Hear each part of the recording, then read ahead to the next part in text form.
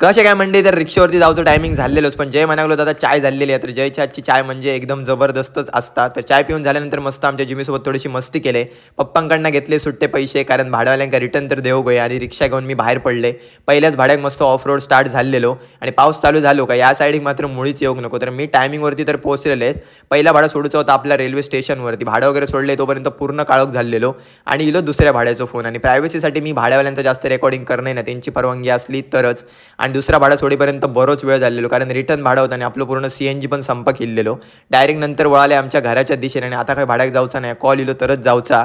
येईपर्यंत टायमिंग झालेलो एवढं 9:45, आणि बाहेर पडलेले मी करेक्ट 7:15 वाजता. तर आमच्या घरातली माझी देवासारखी वाट बघी होते, कारण कोणच जेवण नाही होते, जेवच्यासाठी वाट बघी होते.